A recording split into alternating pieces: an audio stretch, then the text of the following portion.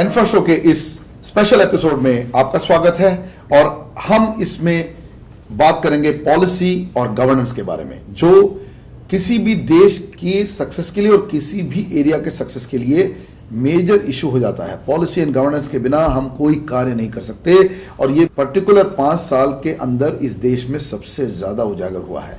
और हमारे साथ ये इस मुद्दे पर बात करने के लिए हमारे साथ 3 अहम मेहमान हैं। एक राजीव श्रीवास्तव जी हैं, x executive director of BHEL, जिन्होंने बिल्कुल सरकार के साथ काम किया, पॉलिसी के इस तरफ बैठे, सरकारी साइड पे बैठे और समझे और कि भाई किस तरह से सरकार की पॉलिसी मूव करती है और किस तरह की सरकार की पॉलिसी कई बार रुक जाती है। इन दोनों चीज़ों को समझते हैं और हमारे साथ दिग्गज हैं एक तरह के इन मुद्दों के अंदर। हमारे साथ है PV मूर्ति, जिनके पास करीबन 30 साल का एक्सपीरियंस है पूरे पावर सेक्टर को देखने का, और वो भी इस मुद्दे के बारे में अच्छी तरह से हमारे साथ बहस कर सकते हैं, इस बहस में रहेंगे। और हमारे साथ हैं हेतल मेहता, जो बिल्कुल गुजरात के बारे में अच्छी तरह से स्पेशली हमने बताया है, जो स्टेट पॉलिसी एंड गवर्नेंस में सबसे अग्रिम रूप से जमा हुआ है।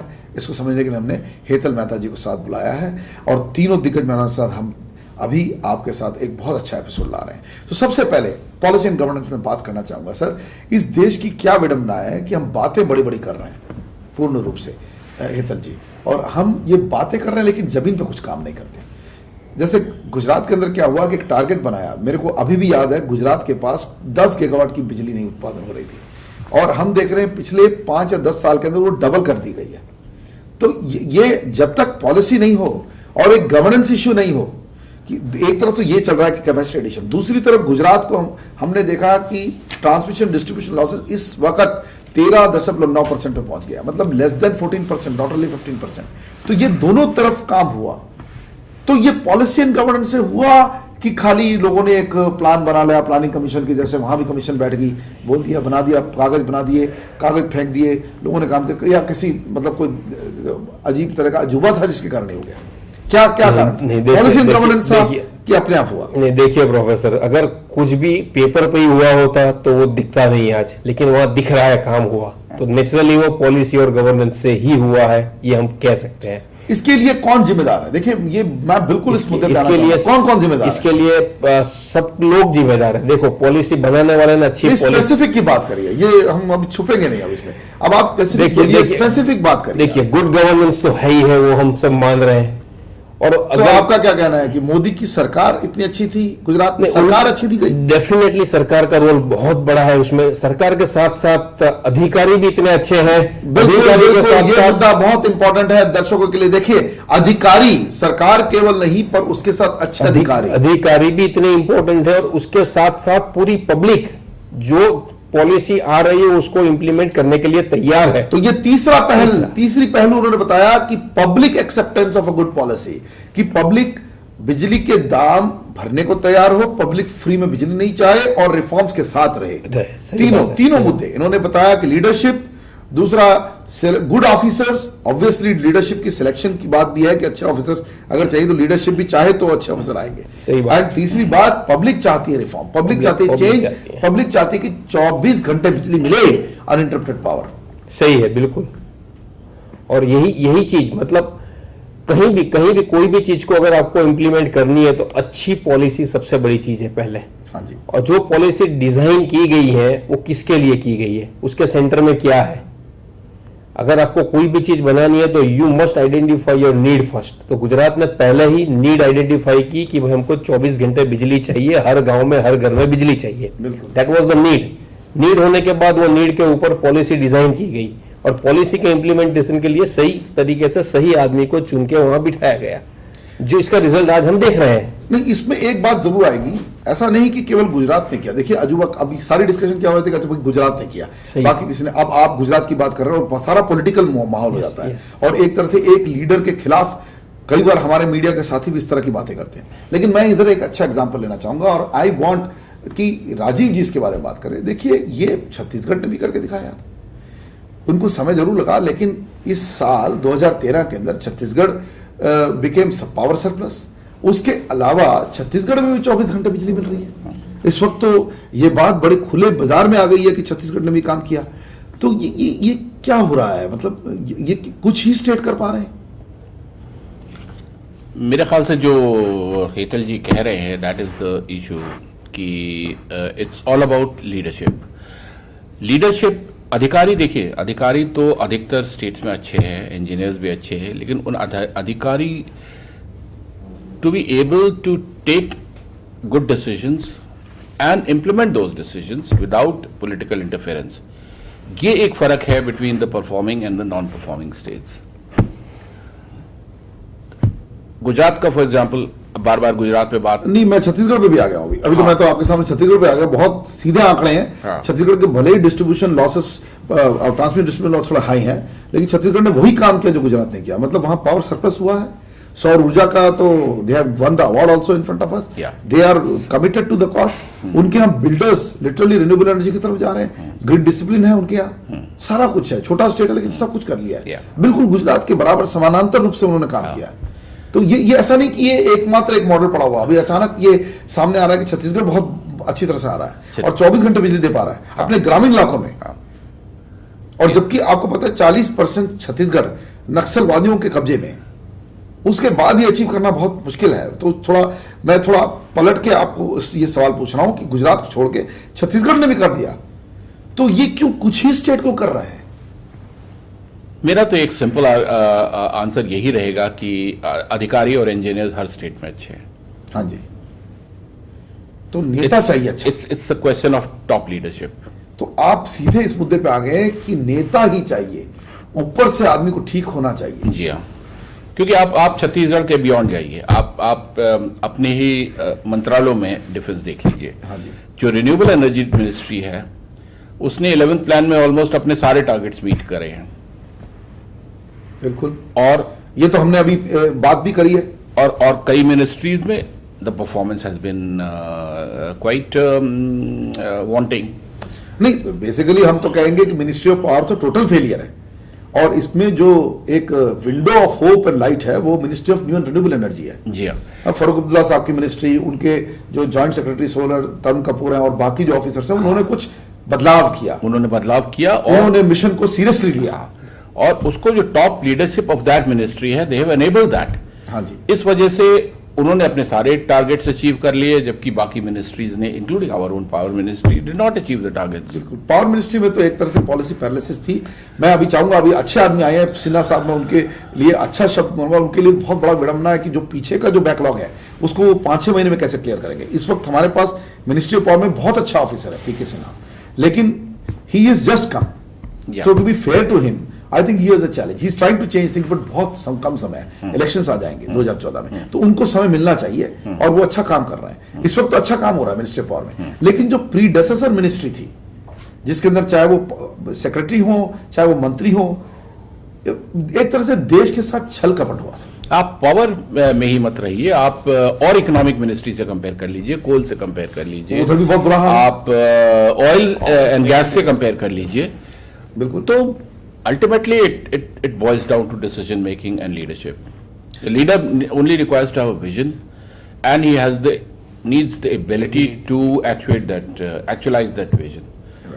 उसके बाद I think bureaucracy तो सब मिनिस्ट्री में सिन्हा जी अच्छे आदमी हैं, I must grant that, लेकिन ब्यूरोक्रेसी हर मिनिस्ट्री में वो तो अभी आए हैं ना। मैं कहना है कि उनके साथ तो एक तरह से मिनिस्ट्री ऑफ पावर इस वक्त अच्छी है। हाँ। इस वक्त एक्चुअली सिंधिया जी का भी काम बुरा नहीं है, उनका भी काफी अच्छा काम है, और सिन्हा जी का भी काम अच्छा है, टीम तो अच्छी है। हाँ। लेकिन ये तो बहुत फैग एंड पे हुआ है। सिंधिया जी तो बहुत फैग एंड में हाँ, तो इनको लिए to be fair to them, they are doing a good job, They are- excellent job. इस वक्त तो कोई, लेकिन माहौल ही ऐसा है कि पीछे का बैकलॉग एक साथ तो नहीं खत्म कर सकते। जो 7 साल एक तरह से मिनिस्ट्री को पैरालिटिक बनाया, पावर मिनिस्ट्री के पूरा पावर मिनिस्ट्री को पैरालिटिक बनाया। दो तीन पैरामीटर्स आप देख लीजिए, जो पीपीएस नहीं साइन हुए, अब ज्यादातर इन लोगों ने कर दिए हैं। बिल्कुल, लेकिन एकदम एंड पे 1.5 साल of the 12th plan also the capacity addition has been very good. Absolutely.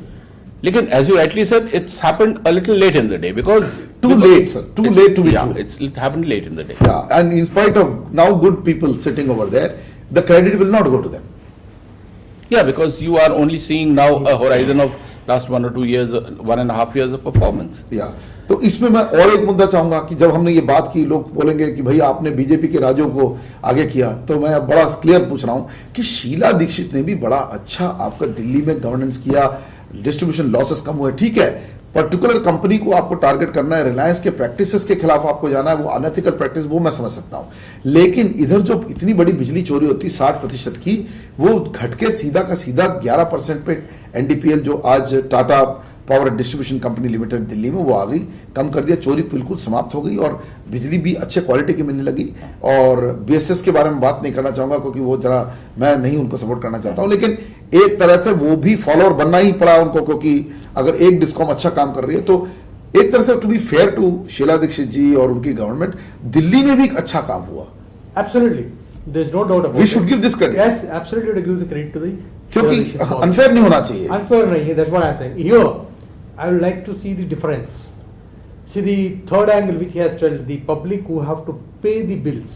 हाँ जी, That is some part of the public in Delhi is the problem who wanted free power or subsidized power. That has become a big mudda in the elections, which has created problem. The AAP has taken that as a issue, but it's not an issue.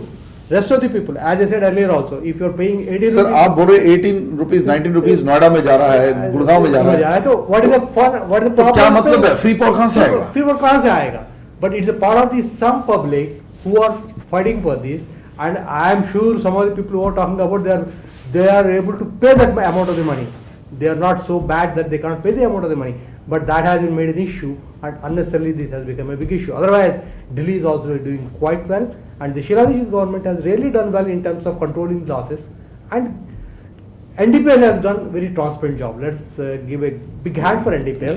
बिल्कुल, Tata power distribution Tata Power distribution, what I am saying. बिल्कुल। The amount of money they have invested in the distribution is very good. If you see any of their installations today, it's absolutely most updated, done very well.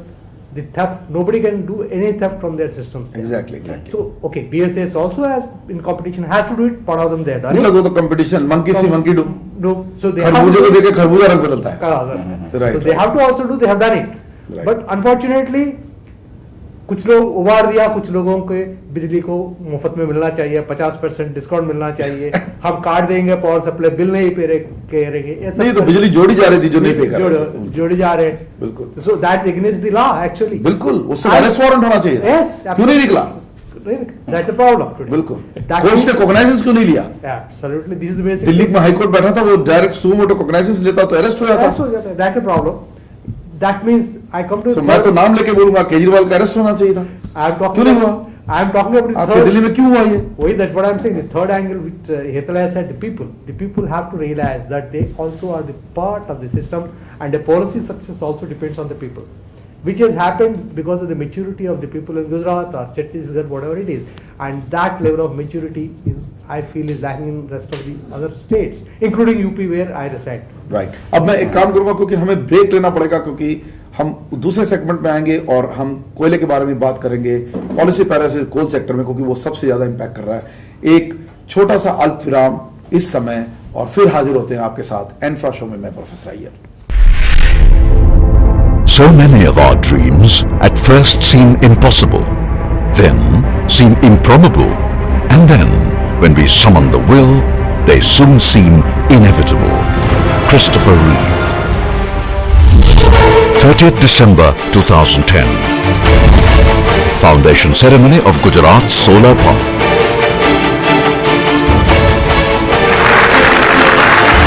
Twelve months later, 28th January 2012. 214 megawatts of solar power commissioned at world's first multi-developer, multi-facility, multi-technology, multi-beneficiary solar park at Charanka Village, District Patan, Gujarat. 19th April 2012, Gujarat dedicates 500 megawatt power generation capacity to the nation, as Asia's largest solar park is formally inaugurated in Gujarat. We are doing this mainly to contribute in the war against global warming and climate change. The story of Gujarat Solar Park is a historic feat in itself. Visualized, planned, and swiftly implemented in record time of under a year.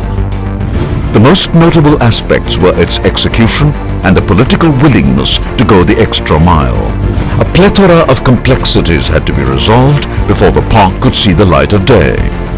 Acquiring land, developing infrastructure, and handing over plots to individual developers had to be done simultaneously, while sensitively handling the issue of encroachment of land pockets by locals. Approach and internal roads had to be built. Reservoirs and systems for storing, treating, and distributing water had to be created. The project site fronted the desert of Kutch, and harsh weather conditions proved to be major constraints, with frequent flooding and the remoteness of the village adding to construction costs. Total quality management played a crucial part in achieving the success of the project, with a regularly monitored, web-based system specially developed to ensure the timely accessibility of both data and information.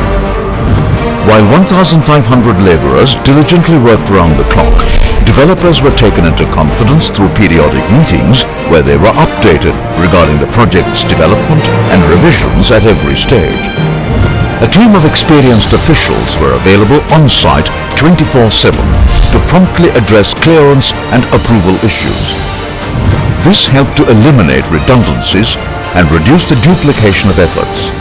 Activities were completed within the scheduled time frame as every member of the project worked steadfastly around bottlenecks and ensured that the project was commissioned within schedule.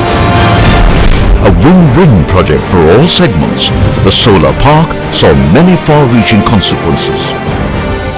Uniquely integrating environment, infrastructure, and social perspectives, the park led to vast areas of government wasteland being put to good use, with gainful employment benefiting larger rural sections and communication networks and irrigation water flowing through villages. This innovative approach will contribute to India's energy requirements and will create jobs and welfare without generating additional greenhouse gas emissions. As a prime example of energy conservation, with rainwater harvesting, carbon emission reduction, and groundwater recharge happening on a continual scale, the Gujarat Solar Park at Charanka bears testimony to one truth: that harnessing divine energies is the only way forward. And having the courage to go beyond one step today is the only way to a better tomorrow.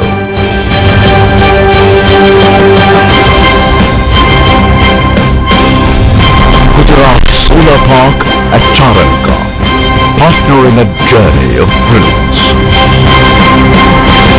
Break के बाद आपका स्वागत है। हम जारी हैं इसी discussion में policy and governance in power sector. अभी हमने कुछ बात करी कि किस तरह से कुछ स्टेट गवर्नमेंट परफॉर्म कर पा रहे हैं, कुछ राज्य सरकारें नहीं कर पा रही हैं काम, और हमने वो छोटे से एग्जांपल लिए।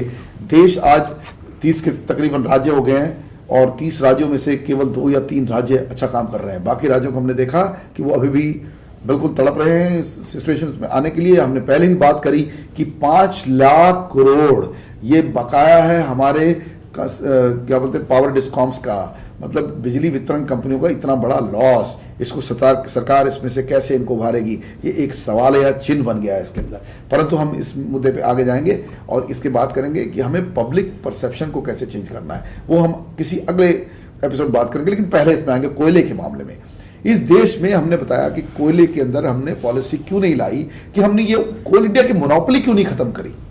कोल इंडिया जैसा एक मोनोपोली किसी ऑर्गेनाइजेशन को आप इतना पावरफुल बना दीजिए कि उसके बाद उसकी केवल सब्सिडियां बन रही हैं, लेकिन कोई दूसरे ऑर्गेनाइजेशन को अलाउ नहीं किया जा रहा, और वो फिर वो कोल सेक्टर ही अगर बर्बाद हो, कोल सेक्टर में अब इस तरह की पैरालिसिस हो और इस तरह की मतलब बोलते हैं ना कि अडियल पना हो कि हम जो कर रहे हैं वो सही है, कि दूसरे किसी के साथ कोऑपरेट नहीं किया जाए, तो पावर सेक्टर को हट होना जरूरी था, क्योंकि 60% हमारा जो बिजली का उत्पादन हो रहा है वो कोयले से हो रहा है। श्रीवास्तव साहब, ये तो आप बिल्कुल ठीक कहा आपने कि मोनोपोली कोई भी इकोनॉमिक सेक्टर में हो, the long term outcome is not in favour of the consumer. और आप देखिए बीएचएल का ही मैं केस लेता हूं जहां से मैं आ रहा हूं।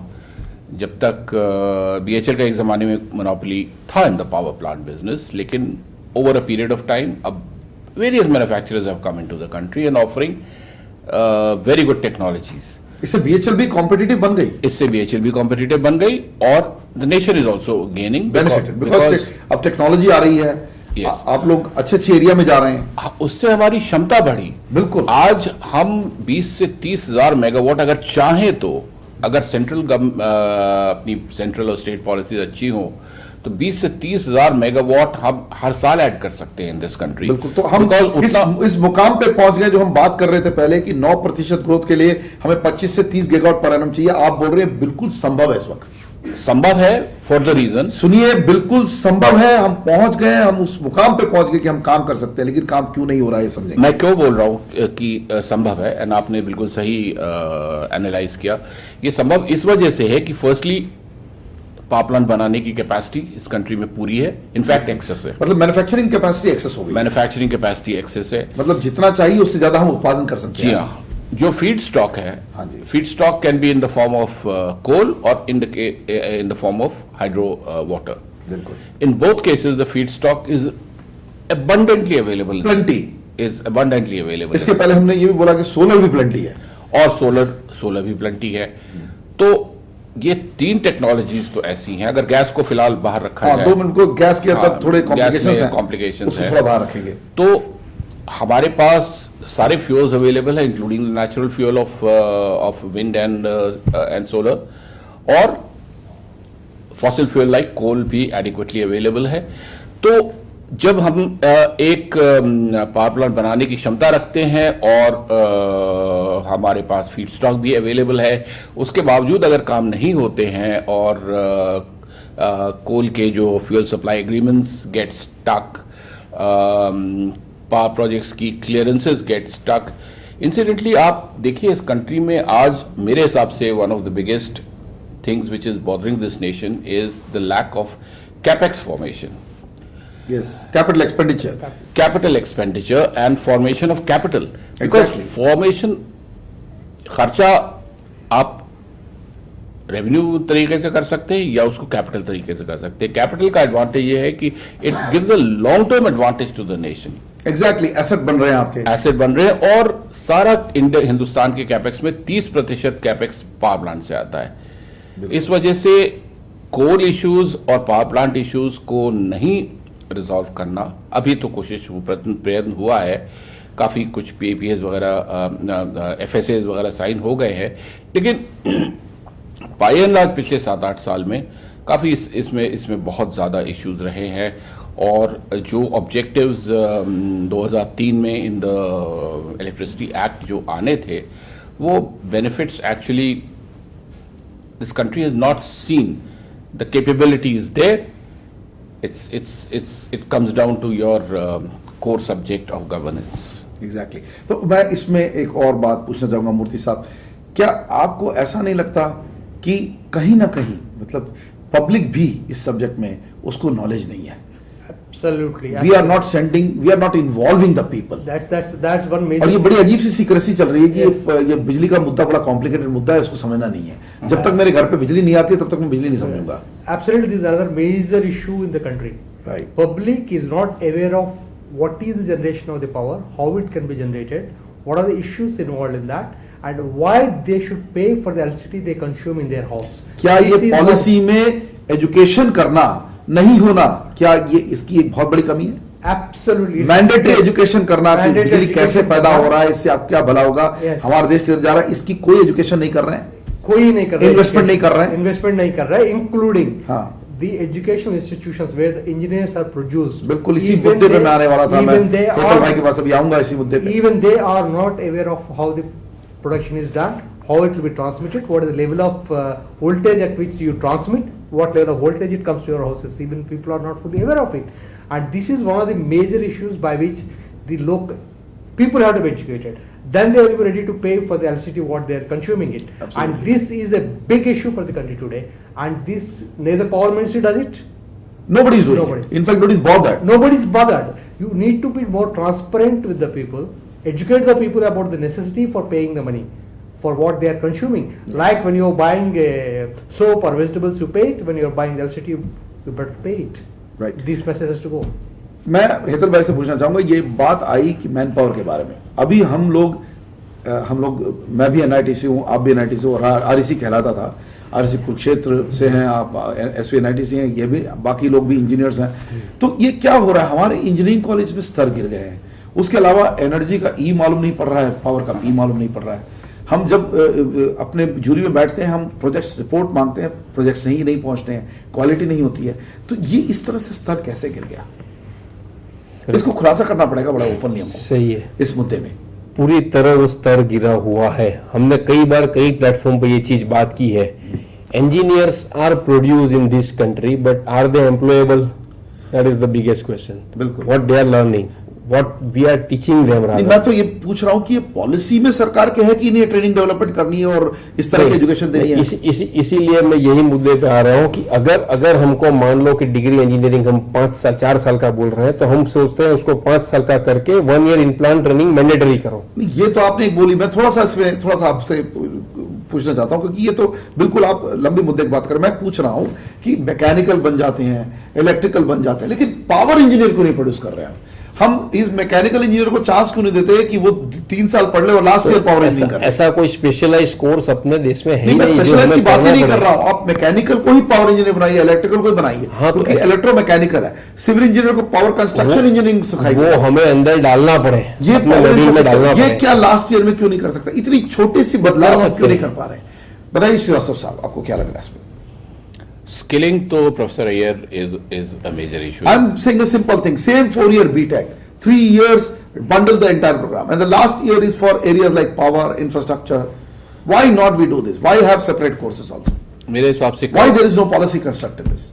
Why the government is sleeping on such a simple policy dimension? They have to not to create new infrastructure. They have to just send that one module, change the program, dynamize it, use industry professionals like all of you. See, their individual coordination is not at all there. Who will do this thing? It is a policy. So who will make that policy? It is the government. See, basically education government is different, power government is different, ministry is different. तो वो उनका आपस में coordination होना चाहिए। प्रधानमंत्री PMO बैठे हैं, कई अपने मंत्रालय में खुद देते हैं, प्लानिंग कमीशन का डिप्टी चेयरमैन बैठा है, क्या कर रहा है? सर आप अच्छी तरह जानते हैं प्रधानमंत्री क्या कर रहे हैं, तो डिप्टी चेयरमैन प्लानिंग कमीशन क्या कर रहा है? यही जो प्लानिंग कमीशन को भी आप जानते हैं क्या प्लान हम कर रहे हैं और क्या हमने अचीव किया है। You know very well that in this country. Sir 20 number है, 105 में से 20 मार्क्स आ रहे, पास हो रहे हैं। सही है, इनका क्या किया जाए? मूर्ति साहब, ये क्रिटिसिज्म हमारा बड़ा ब्लंट है कि planning commission is miserably failed the country and the PMO itself has failed. They are not bothered about producing good engineers. आज हमारे यहाँ, मैं लेना नहीं चाहूंगा नाम, गुजरात में एक प्लांट आया था जो बहुत बड़ा प्लांट था कोयले का, उसमें 16,000 चीन के इंजीनियर बैठे थे। इनको वीजा दिया गया और इतनी देश की राष्ट्रीय सुरक्षा का मुद्दा बन गया था। This is very unfortunate that so many people have to come for commissioning of a thermal power plant, basically coal-based, for which India has got enough manpower and trained engineers in this country. And in fact, India is so many power engineers, what we are calling it up into the system. Earlier days, in 60s and 70s, people who have come out of the colleges, they are also equally mechanical and electrical engineers, but they have become power engineers by their sheer experience in working and knowledge which they wanted to acquire in the system.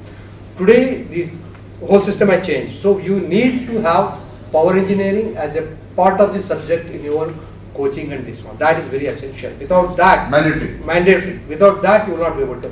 And here, major thing is the Power Ministry, HRD Ministry have to coordinate for this, because HRD Ministry is the one which is controlling the education. So the Power Ministry should be able to put this requirement to the HRD Ministry properly, and the policy has to be done. हमने एक बात देखी है कि we have seen this in a normal circumstance that ministries on their own, when one ministry talks, nobody is going to cooperate. So we need some kind of a master strategy or a master team or a master empowered groups which must come. आजकल के कमेटियां बन जाती, काम नहीं करती हैं। Parliamentary कमेटियां बनती हैं, वो खाली शराड हो रहा है। कमेटी तो काम ही नहीं करेगा, कमेटी का बेसिकली ये पूरा का पूरा lack of governance, lack of will, कोई इंटरेस्ट नहीं, और खाली अपना जाओ आराम से, मैं मुंबई लैंग्वेज बोलूं, टाइम पास करो और निकल जाओ। सही, बिल्कुल सही है, बिल्कुल सही है। ये थोड़ा टफ बोल रहे हैं बात। और अभी ये प्रोग्राम को एंड करने से पहले एक बहुत बड़ा खुलासा हमको करना है, इस पे हम पूरा एक प्रोग्राम करेंगे, इसका क्या हुआ करके।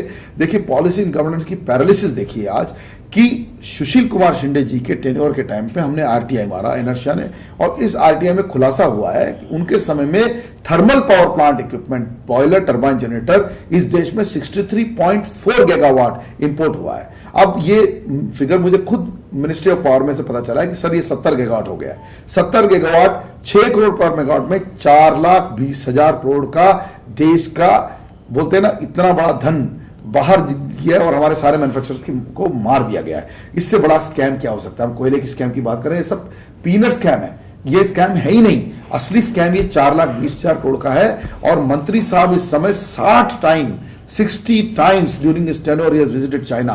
क्या इस मुद्दे को हमारे मीडिया, हमारे पब्लिक डाउन में उजागर नहीं किया गया? ये पॉलिसी पैरालिसिस नहीं है, ये policy wilfully allowing and a country which is not only a competitor but actually funding the Chinese economy हो गया है। इस पे क्या कहना चाहेंगे हमारे यहाँ? हमने तो खुलासा किया हेतल साहब आपसे। बिल्कुल सही है, बिल्कुल सही क्या है। करना चाहिए इसके लिए? इससे बड़ा गुनाह क्या हो सकता है कि देश की मैन्युफैक्चरिंग 5 जॉइंट वेंचर चालू करके आपने ये काम किया और अपनी सब कंपनियां के पास काम नहीं है, तब आपने उनसे इक्विपमेंट मंगाए। ये सबसे बड़ी दिक्कत वाली इस बात पे है। हेल्प पे खाली शिंदे नहीं थे, हमारे आरवी शाही साहब भी थे। हाँ। मैं तो नाम लेके बोल रहा हूँ। पूरी सिस्टम उसके साथ होती है ना, इस पे पूरे चुप बैठे, mechanism, पूरा करने दिया, ये होने दिया। और ये वेरी अनफॉर्चुनेट कि और कोई मीडिया इसके ऊपर बात करने को इसमें तैयार नहीं इन्होंने है। समाप्त किया बीएचएल को। मैं बोलना चाहूंगा बिल्कुल, बीएचएल को का खात्मा हुआ। सबने बीएचएल के खिलाफ बोला कि कैपेसिटी नहीं है। आज हमारे इसके अंदर प्रोग्राम के अंदर बात आई है कि 20 गीगावाट कैपेसिटी तो बीएचएल ही खुद कर सकता है। तो ये क्या के पास मैन्युफैक्चरिंग कैपेसिटी पड़ी है लेकिन ऑर्डर नहीं है, हम जानते हैं, फैक्ट्री में गए हैं। बीजर हिटाची शायद पता नहीं क्या होगा अगर वो बना नहीं पाए, अभी उनके पास ऑर्डर है लेकिन हमें कुछ पता नहीं। हमारे खुद के मैन्युफैक्चर जो जॉइंट वेंचर, इसमें जापानी कंपनियों ने इन्वेस्टमेंट किया है, बाहर के देशों की कंपनियों ने इन्वेस्ट किया है, एल्स्टॉम ने इन्वेस्ट किया है, लेकिन हम चीन के लोगों को हम ऑर्डर दे रहे हैं। ये क्या है बताइए शास्त्री साहब, इसका क्या कहना है? इसका आज हम खुलासा कर रहे हैं, ये ब्रेकिंग स्टोरी है। This is a breaking story only by inertia my friends. इसका कोई भी रैशनल नहीं इस पे कोई चैनल बात नहीं कर रहा है, कोई पेपर नहीं बात कर रहा है। ये हमारे फरवरी इशू के कवर में आ रहा है। इतना बड़ा फ्रॉड हुआ है इस देश के साथ, इतना बड़ा धोखा। 420 4,20,000 करोड़ की 420 हुई है। मिनिस्ट्री ऑफ पावर के अंदर जो बैठे थे श्री सुशील कुमार शिंदे और श्री आरवी शाही जो बैठे थे, ये इसको चुपचाप देख रहे थे या कर रहे थे या उसमें इन्वॉल्व थे। ये तो इन्वेस्टिगेशन वाला मामला है, लेकिन हुआ उस समय आरटीआई के दौरान हमें जो मिला, इसी समय देश के अंदर इतना इक्विपमेंट का ऑर्डर किया गया। और मेरे दोस्तों, मेरे को कहना पड़ेगा कि देश का प्राइवेट सेक्टर इसमें सबसे बड़ा कल्पित निकला, क्योंकि 90% ये ऑर्डर है प्राइवेट सेक्टर के। एनटीपीसी सच्चा देश का कंपनी का, एक भी ऑर्डर चाइनीज को नहीं दिया गया। एनटीपीसी को बिल्कुल सलाम। बोलिए मूर्ति साहब। Absolutely, you're right. It's a private sector who have gone to the Chinese equipments, and They behaved like anti-nationals. absolutely, and they also give the rational cheapest price. But at the same time, let's remember, Chinese equipment cannot give the same performance like the BHP. So we all know what happened. We don't want to name the plants. Everywhere they are failing. Their plant load factors are below 60%. 60%, and it is All of them. all of them. All of And them. It's biggest surprise when you have got so much capacity built in the country for the manufacture of the equipments. Why you should import from a country like China, whose equipments are not suitable for the Shouldn't we core- question there is something clandestine? Isn't it some over-invoicing, under-invoicing business going on in another country? The readers must ask so many, the viewers must ask so many questions. What we have exposed is not exposed to the country till now. Nobody knows what is the type of stuff that's going on. People at the helm are closing their eyes. And ये देश के साथ बहुत बड़ी गद्दारी है। और इसके साथ मैं बोलूंगा, इस गद्दारी के ऊपर हम पूरा एक प्रोग्राम बनाने की कोशिश करेंगे। हम इसके पूरे तथ्यों को और निकाल रहे हैं, हम इसकी जड़ तक जाएंगे। और मैं आपको गारंटी देता हूं कि इस देश में जो मीडिया में कभी नहीं हुआ, ये हो रहा है एनफा शो के थ्रू, एनर्शिया और एनफा टीवी के द्वारा। और हम इसी प्रकार के खुलासे भी आपके साथ लाएंगे, हम मुद्दे भी आपको समझाएंगे, देश में क्या हो रहा है समझाएंगे। और मेरे इन मेहमानों को आज थैंक यू, और आपने इतना समय दिया और ये एपिसोड्स हम बना पाए आप लोगों के कारण। हेतल भाई, श्री राजीव श्रीवास्तव जी और मूर्ति साहब, आपको धन्यवाद। और व्यूअर्स, आप जाइएगा नहीं, अगले सेट ऑफ प्रोग्राम्स के लिए आप वेट करिएगा। हम बहुत सारे खुलासे, बहुत सारी चीजें देश हित राष्ट्र हित में आपको बताएंगे और आपको हम एजुकेट करते रहेंगे। ये हमारा काम है। जितने लोग इसको समझ पाएंगे, बिजली, पानी, सड़क के मुद्दों को, उतना ही देश के लिए अच्छा है। और फ्री कुछ नहीं है मेरे भाइयों, हर चीज का दाम देना पड़ेगा, लेकिन दाम नाक को काट के, पैरों को काट के नहीं देना है, दाम ठीक से देना है। Affordable, the right price, optimal price देना है। लेकिन फ्री कुछ नहीं मिलेगा मेरे भाइयों, फ्री तो आज कोई लंच नहीं मिलेगा, फ्री तो आज कहीं भी कुछ भी नहीं मिलेगा आपको। तो फ्री नाम की चीज अपने दिमाग से हटा लेनी है और हमें आगे बढ़ना है, देश के हित में काम करना है। Thank you, good bye, Shaba खैर, खुदा हाफिज। फिर मिलेंगे अगले एपिसोड्स में आपके साथ। प्रोफेसर अय्यर आपसे विदा लेना चाहेंगे।